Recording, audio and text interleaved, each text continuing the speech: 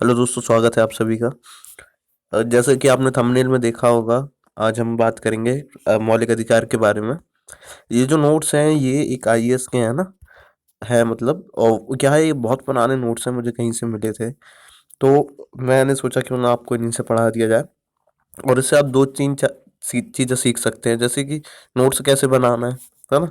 ये देखिए कितने अरेंज है ना। मतलब आपको सब चीज़ मिल जाएगा, चाहे आप एम लक्ष्मीकांत से पढ़ें चाहे आप ब्लू सेंट से पढ़ें। पूरे फैक्ट और पूरे कॉन्सेप्ट आपके मिल जाएंगे। और फिर भी मैं ये कहूँगा कि अगर आपको कुछ मतलब अदर सोर्सेज से पढ़ने, या फिर आपने बिल्कुल आपको समझ नहीं है इसके बारे में, है ना, तो आप दूसरे बड़ी बुक्स पे एक बार जाके देख सकते हैं, जैसे एम लक्ष्मीकांत वगैरह। लेकिन अगर आप वनडे एग्जाम की तैयारी कर रहे हैं तो ये आपके लिए इनफ होगा, है ना। और बाकी जो एग्जाम है जैसे पीसीएस वगैरह, मैं आपको यहाँ से बताऊंगा कि क्वेश्चन कैसे बनते हैं, ठीक है। मैं यूपीएससी के लेवल की बात कर रहा हूँ। और मैं अगर स्टेट पीसीएस की बात करूँ तो उनका लेवल उतना अच्छा नहीं होता है, ठीक है। तो यहाँ पे आपको पूरे क्वेश्चन मिल जाएंगे। जो 3 मार्कर में बनने के चांसेस है मैं आपको बता दूंगा। 5 मार्कर के क्वेश्चन बता दूंगा। आप जॉब का जो कंटेंट है, क्योंकि यहाँ बहुत लिमिटेड और बहुत क्वालिटी वाला कंटेंट है, ठीक है। तो आपको जो अपना बढ़ाना है कंटेंट, हम जिसको बोलते हैं, आपको दूसरी बुक से या फिर ऐसा कुछ पढ़ के आपको गेन करना पड़ेगा। या तो आप न्यूज़पेपर पढ़ के कर सकते हैं, या तो ये, ठीक है। तो चलिए बढ़ते हैं बिना टाइम गवाए, है ना। तो देखिए यहाँ लिखा है भाग 3, 12 से 35 में मौलिक अधिकारों का वर्णन है, ठीक है। नागरिकों को केवल नागरिकों को, लेकिन केवल नागरिकों को ही प्राप्त नहीं है, मतलब केवल नागरिक, कुछ अधिकार विदेशियों को भी प्राप्त है, ठीक है। अभी हम बात करेंगे आगे कि कौन कौन से अधिकार विदेशियों को भी प्राप्त है, ठीक। तो राज्य के विरुद्ध होते हैं, है ना। और राज्य के विरुद्ध होते हैं जिसमें, है ना, ये राज्य के विरुद्ध होते हैं और राज्य की परिभाषा आर्टिकल 12 में दी है, ठीक है। समाज के विरुद्ध होते हैं, है ना। राज्य के विरुद्ध, समाज के विरुद्ध। समाज के विरुद्ध अगर आपको आर्टिकल देखना है तो आर्टिकल 17, ठीक है। आर्टिकल 17 अस्पृश्यता का अंत है जो, है ना। अभी हम आगे सब डिस्कस करेंगे। आप इनको ऐसे याद रखिएगा कि ये अगर आपसे पूछ लिया जाए कि मौलिक अधिकार समाज के विरुद्ध, तो आप आर्टिकल 17 को टारगेट करके लिखिएगा, है ना। तो मूल अधिकार निरपेक्ष नहीं है, अर्थात युक्ति युक्त निर्बंधन लगाया जा सकता है राष्ट्र की एकता अखंडता के लिए, ठीक है। जो मूल अधिकार हैं वो आपके एकदम ऐसा नहीं है कि सुपीरियर हो गए, है ना। आपकी जरूरत पड़ेगी तो उन पर रोक लगा दी जाएगी, है ना। जैसे कि आपने देखा होगा कि कोई व्यक्ति सेना में जाता है तो वहां कुछ भी नहीं बोल सकता वो, है ना। ना ही वहां कुछ भी कर सकता है, वो युक्त युक्त प्रबंधन है, वो बहुत सारी चीजें हैं, ठीक है। जैसे अब आगे बढ़ते हैं, व्यक्तिगत अधिकार पर सामूहिक अधिकारों को वरीयता मिलती है ना। अब देखिए आगे, आपातकाल में स्वतः निरस्त हो जाते हैं आर्टिकल और 20-21 को छोड़कर, है ना। आर्टिकल 20 और 21 को छोड़कर बाकी सब निरस्त हो जाते हैं। मूल अधिकार गारंटी, सुप्रीम कोर्ट आर्टिकल 32 से संवैधानिक उपचार जो है ना, अनुच्छेद 32 रिट जारी होती है 5 टाइप की। हम वो सब पढ़ेंगे, ठीक है। ये तो पहला लेक्चर, इसलिए मैं आपको बता रहा हूँ कि हम कैसा क्या एक एक आर्टिकल और एक एक सब बारीक से बारीक चीज बहुत ध्यान में रख के पढ़ेंगे। हाई कोर्ट आता है, हाई कोर्ट को मूल अधिकार की जो गारंटी देता है वो आर्टिकल 236। अगर आपके मूल अधिकार का हनन हो रहा है तो आप सुप्रीम कोर्ट के आसपास हैं, आपको सुप्रीम कोर्ट जाना तो आप आर्टिकल 32, और हाई कोर्ट जाना तो आर्टिकल 226, ठीक है। राजनीतिक अधिकार, है ना, राजनीतिक लोकतंत्र और राजनीतिक न्याय के लिए है ये मौलिक अधिकार। याद रखिएगा, अगर आपसे क्वेश्चन बने कि आर्थिक आधार पे, है ना, तो वो आता हमारा डीपीएसपी। ये राजनीतिक अधिकार पे केवल मूल अधिकार आते हैं, मतलब आर्थिक आधार पे लोकतंत्र की स्थापना नीति निर्देशक तत्व करते हैं, आर्थिक, है ना। और जो राजनीतिक है वो मौलिक अधिकार करते हैं। अब उद्देश्य क्या है, व्यक्ति का संपूर्ण विकास, क्षमता, निर्माण, है ना। मतलब मूल अधिकार का उद्देश्य है व्यक्ति का संपूर्ण विकास करना, उसकी क्षमता का निर्माण करना, है ना, उसको पूरे अधिकार।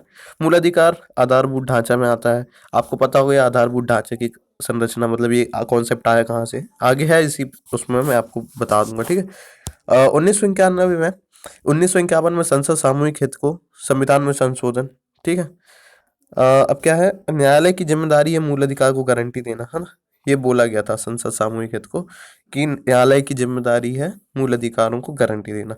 1967 में जो गोलक नाम बनाम पंजाब राज्य था, उसमें अनुच्छेद 368 पर, अर्थात संविधान संशोधन पर पुनर्विचार लागू हुआ, है ना। तो ये अगर आपको पता होगा, तो गोलकनाथ केस था, पेप्सी वाला, है ना। सॉरी अगर मैं पेप्सी बोल रहा हूँ, गोलकनाथ वर्सेस पंजाब वाला ये। तो अनुच्छेद 368 पर, है ना, मतलब कि 368 से आप आर्टिकल कौन बड़ा होगा, संविधान की, संसद की संशोधन करने की क्षमता, या फिर अनुच्छेद 13। तो मैं इसके लिए अलग से वीडियो बना दूंगा, है ना। तो उसमें हम अलग बात करेंगे, अभी हम देख लेते हैं सिर्फ मौलिक अधिकार से संबंधित कुछ कुछ। यहाँ लिखा हुआ है कि अगर मैं आपको नोट्स या पीडीएफ दूंगा तो आपको बाद में पढ़ने की समझ, है ना, अभी आपको क्या अगर नहीं पता है वो चीज़ें तो आपके लिए थोड़ी कठिन है, और अगर आपको पता है तो फिर अच्छी बात है। ठीक है। अनुच्छेद 368 आपको पता है ना, संसद की संशोधन की शक्ति, है ना।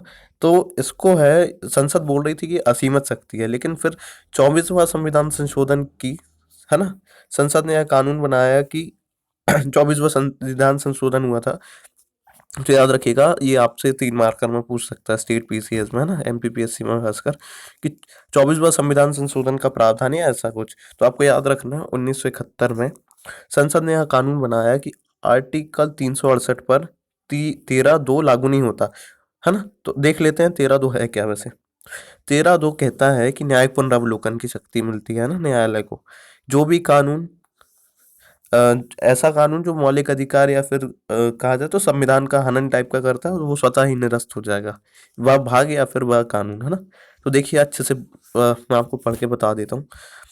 न्यायिक पुनरावलोकन न्यायालय द्वारा, है ना, 1967 में गोलकनाथ वर्सेस पनाम है ना, पंजाब केस था। और फिर 1973 में इसी मुद्दे को लेकर केशवानंद भारती केस था, जो, है ना, केशवानंद भारती बनाम केरल राज्य।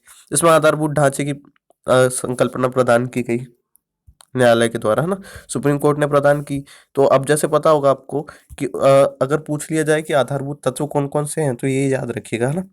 संपूर्ण प्रभुत्व संपन्न लोकतंत्रात्मक प्रणाली, गणराज्य प्रणाली, विधि का शासन, राष्ट्र की एकता व अखंडता, फंडामेंटल राइट मतलब मूल अधिकार, और राज्य के नीति निर्देशक, ये आपके आते हैं आधारभूत तत्वों में, है ना। शेष तत्वों की जानकारी भविष्य में परिस्थितियों के अनुरूप दी जाएगी, है ना। मतलब ये है कि कोर्ट ने अपना ऐसा साफ कर दिया है कि हम अब आगे जो भी हमारी मर्जी होगी हम बताते जाएंगे कि क्या क्या आधारभूत संरचना है। ठीक है, तो अब देखते हैं, अब शुरू से शुरुआत करते हैं कि कौन कौन से अधिकार क्या क्या है। ठीक है, अभी हमने जो बात करी वो ऊपर ऊपर की थी, वो हम सब धीरे धीरे और क्लियर करते जाएंगे अगली वीडियो लेक्चर में, क्योंकि बहुत अच्छे नोट्स हैं, है ना। तो देखिए आर्टिकल 12 कहता है कि राज्य की परिभाषा, राज्य की और सरकार, राज्य और संसद जो है, भारत की सरकार और संसद, ये दोनों राज्य में आएंगे, राज्य में काउंट होंगे। ठीक है, राज्यों में से प्रत्येक राज्य की सरकार और विधानमंडल, ये भी राज्य में काउंट होंगे। ठीक है, भारत में राज्य क्षेत्र के भीतर सरकार नियंत्रण के अधीन सभी स्थानीय व प्राधिकारी, मतलब संपूर्ण प्रशासन। ठीक है, ये राज्य की परिभाषा में लिखा हुआ, मतलब राज्य ये सब मिलके कहलाएंगे। ठीक है, मैंने जो आपको बताया अभी। तो देखिए आर्टिकल 13 कहता है न्यायिक पुनरावलोकन की शक्ति, न्यायालय संसद द्वारा बनाई गई किसी भी विधि या कानून का इस आधार पर पुनरावलोकन कर सकती है जिससे मूल अधिकार का हनन हो। हनन तो नहीं हो रहा है ना, यदि ऐसा होता है तो वह स्वतः ही निरस्त मतलब नष्ट हो जाएगा, है ना। तो ये देख लिया। अब चलिए बढ़ते हैं आर्टिकल 14 की तरफ। अब जैसे आपको पता है, अब मैं आपको एक छोटी सी ट्रिक बताता हूँ। ठीक है, स मतलब देखिए समानता का अधिकार 14 से 18, स्वतंत्रता का अधिकार 19 से 22, है ना। तो सासवा याद रखिएगा, सासवा, बहुत अच्छी ट्रिक है ये, मैं एक अलग वीडियो में बताऊंगा आपको कि कैसे का, और इसमें भी बता ही देता हूँ, है ना। सा स्वा धी का, स्वा सा धी सा, है ना, ये है ट्रिक। देखिए सा स्वा मतलब स्वतंत्रता, धा मतलब सा स्वा धी धार्मिक स्वतंत्रता, है ना, फिर सांस्कृतिक है ना। तो देखिए मूल अधिकारियों की अधिकारों की संख्या है हमारी 6, है ना। 7वां संशोधन हुआ था इसमें। ठीक है, सात, क्या लिखा है ना, सॉरी सॉरी, देखिए 6 अधिकार है मूल अधिकार।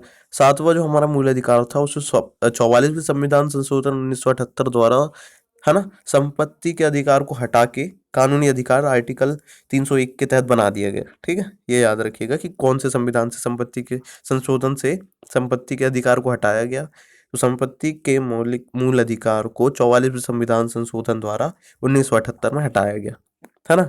अब किस में ऐड कर दिया गया, पहले ये मूल अधिकार था, अब ये कानूनी अधिकार 301 के तहत, है ना। तो चलिए बढ़ते हैं। अब देखिए समानता का अधिकार जो है वो 14 से 18 तक आता है ना। पहले क्या लिखा हुआ है, देखिए पहले राज्य का अर्थ ऐतिहासिक आधार पर वर्गीय विभाजन था, है ना। अ, पिछड़े लोगों के लिए विशेष प्रावधान करने होंगे, मतलब ये हमारी प्राथमिकता थी कि हमें किस टाइप से मूल अधिकार बनाना है। तो ये है कि देखिए समानता अलग अलग स्टेट में अलग अलग है ना। आप मान सकते हैं भारत में कितनी विविधता है उस आधार पे, है ना। फिर हमें पिछड़े लोगों के लिए अलग से प्रावधान करने होंगे कि भाई मतलब कोई पिछड़ा ना रह जाए समानता के चक्कर में, और पिछड़ते जाते हैं लोग। ठीक है, तो विधि के समान समक्ष मतलब जैसे आप देखिए कानूनी अधिकार है भाई, समानता तो सबके लिए है कि भाई ठीक है आपको हम कानून सबके लिए बराबर है, लेकिन कोई गरीब है तो वो कानून के सामने पहुंच ही नहीं पा रहा ना। तो ये आप ध्यान रखिएगा, है ना। तो विधि के समक्ष समानता एवं विधि का समान संरक्षण। तो विधि के समक्ष जो समानता है, समता, इसका जो कॉन्सेप्ट है वो ब्रिटेन से आया है, विधियों का समान संरक्षण ये अमेरिका से आया है। ठीक है, याद रखिएगा, विधि के समक्ष समता और विधि के समान संरक्षण, है ना, ये ब्रिटेन से या अमेरिका से। कानून के समक्ष सभी समान है। ठीक है, इसका कहने का मतलब है ब्रिटेन वाले का कि भाई जो कानून है, मतलब ये आर्टिकल 14 का कहने का मतलब है जो कानून है उसके सामने सभी समान है, ना कोई रंग है, ना कोई लिंग है, ना कोई अ, क्षेत्र है, या फिर, है ना। ठीक है, अपवाद क्या है इसमें, राष्ट्रपति और राज्यपाल के विरुद्ध अपराध पंजीकृत नहीं होते हैं, है ना, एफआईआर नहीं हो सकती क्रिमिनल एक्टिविटीज वगैरह, मतलब उसमें आप एफआईआर नहीं लिखवा सकते उनके ऊपर, ये उनको विशेष अधिकार प्राप्त है। ठीक है, अब विधि का समान संरक्षण होता है जो इसमें बोला है उन्होंने कि देखिए अमेरिका वाला कॉन्सेप्ट है ये, बनाए जाने वाले सभी कानूनों को समान संरक्षण प्रदान किया जाएगा, जिसमें से किसी भी प्रकार का भेदभाव नहीं किया जाएगा। ठीक है, देखिए विधि के समक्ष समानता मतलब क्या है कि आपको कानून कानून की नजरों में सब बराबर है। ठीक है, और विधि के समान संरक्षण का मतलब है कि कानून को समान संरक्षण प्रदान किया जाएगा, है ना। ठीक है, क्लियर। अब बढ़ते हैं आगे।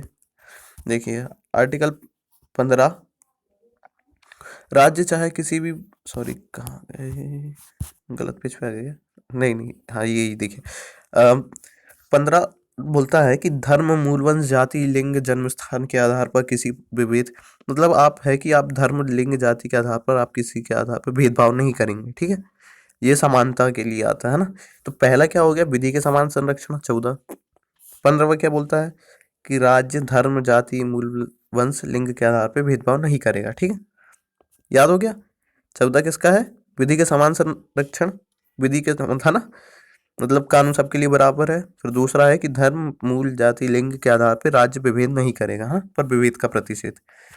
ठीक है, अब बढ़ते हैं 15(1) की तरफ, राज्य इन्हें, है ना, इन आधारों पर कोई विभेद नहीं करेगा, कोई नागरिक मूलवंश, जाति, लिंग आदि के आधार पे भेदभाव नहीं करेगा।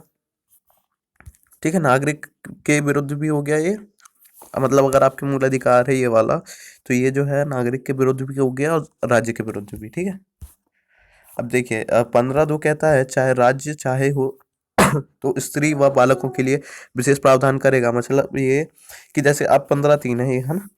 अब जो हमारा 15(3) है आप इसको उसमें लिख सकते हैं, अगर आपको मेंस में लिखना है तो ये अच्छा पॉइंट है कि कुछ जैसे मध्य प्रदेश लोक सेवा आयोग में है ना, स्त्री और बालकों के लिए विशेष प्रावधान, मतलब पिछड़े वर्गों के लिए विशेष प्रावधान, तो ये ऐसा कुछ है ना, आप इसको ऐड करेंगे तो अपने आंसर को और अच्छा नंबर गेनिंग बना सकते हैं।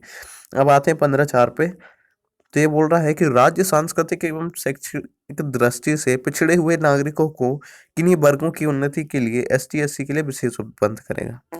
ठीक है, शैक्षिक दृष्टि से और सांस्कृतिक दृष्टि से, मतलब आप समझ सकते हैं, अगर आपको समझना तो स्कॉलर।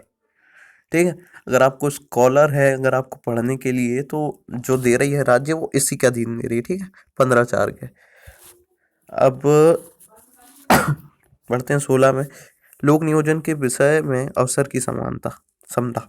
ठीक है, तो 16(1) बोलता है, 16(1) से 16(1)(3) समानता के बारे में बताता है। 16(4) बोलता है कि एसटी एससी और सामाजिक एवं शैक्षणिक दृष्टि से पिछड़े वर्ग के लोगों के लिए विशेष उपबंध, मतलब आरक्षण, है ना, कि इतनी सीटें रिजर्व कर दी लोक नियोजन में, सरकारी जॉब में, ये उनके लिए है ना। तो काका कालेकर आयोग, अब इसमें पढ़ते हैं, देखिए 1955 में जो काका कालेकर आयोग बना था उसमें सिफारिश की गई थी, है ना, उसमें ये अमान्य कर दिया गया था। ठीक है, लेकिन फिर 1978 में मंडल आयोग ने बना और उसने 27% की आरक्षण की बात कही। ठीक है, और फिर 1989 में बीपी सिंह सरकार ने पिछड़े वर्ग को ये आरक्षण दे दिया, है ना। तो याद रखिएगा 16(4) बोलता है कि सामाजिक और शैक्षणिक दृष्टि से पिछड़े वर्गों के लिए विशेष उपबंध, मतलब आरक्षण। 1955 में काका कालेकर था, उन्होंने इस चीज को नहीं माना। और काका कालेकर देश का पहला ओबीसी आयोग है ना, ये याद रखिएगा। प्रीलिम्स के हिसाब से। अब बीपी सिंह सरकार 1989 सुप्रीम कोर्ट का आरक्षण किसी भी कीमत पर 50% से अधिक नहीं होना चाहिए। ठीक है। अब 16(4) ए बोलता है पदोन्नति में आरक्षण, है ना। 85वां संविधान संशोधन 2001 अटल बिहारी वाजपेयी द्वारा, ठीक है, ये किया गया था। अब 16(4) बी बोलता है कि बैकलॉग भर्ती, ठीक है। अब देखिए 17वां आता है जो ये थोड़ा इंपॉर्टेंट है, अस्पृश्यता का अंत, मतलब छुआछूत का अंत करता है ये। 7 है ना। अगर याद करना हो तो सबसे सही ट्रिक है इसकी अस्पृश्यता। सा तो वैसे ही आ रहा है ना। और 17 में भी सा आ रहा है और अस्पृश्यता में भी सा आ रहा है, ठीक है। 18 में आता है हमारा उपाधियों का अंत, है ना। मतलब उपाधियों का अंत की भैया आज मेरे पास मैं राजा हूँ, ठीक है, तो मेरे ये उपाधि का अंत हो गया। तो इससे क्या होता है कि समानता बढ़ेगी, ना कोई राजा ना कोई रंक, है ना। ये वाली कॉन्सेप्ट है यहाँ। तो देखिए आर्टिकल 18 बोलता है उपाधियों का अंत, लेकिन इसका सबसे बड़ा अपवाद क्या है, जैसे भारत रत्न वगैरह, है ना। तो उसमें बोला था कि ये उपाधि नहीं है, एक प्रकार से सम्मान है, ठीक है। उपाधि केवल शिक्षा व सेवा में मिलती है, हाँ, मतलब ये शिक्षा और सेवा में ही मिलेगी आपको। बाकी और जो चीज़ों के लिए आपको राष्ट्रपति से अनुमति लेनी पड़ेगी, है ना। और ठीक है, ये हमारे 18 तक हो गए हैं आज। बाकी आज का क्या है थोड़ी मेरी तबीयत ठीक नहीं है तो मैं बना नहीं पाया हूँ, ठीक है। बाकी आपको जो भी दिक्कत हो बता दीजिएगा, मैं ये नोट्स आपको टेलीग्राम में दे दूंगा, ठीक है। आपको लिंक दे दूंगा डिस्क्रिप्शन में। और अगर ना दे पाऊँ, मेरी टीम ना दे पाए आपको, तो आप कमेंट में करके बताइएगा, मैं दिलवा दूंगा आपको, ठीक है। ये एकदम फ्री है, कोई दिक्कत नहीं। अगर वीडियो पसंद आई होगी तो लाइक करिएगा, ठीक है, और बताइएगा कि अगर कुछ गड़बड़ हुई हो तो। Thank you.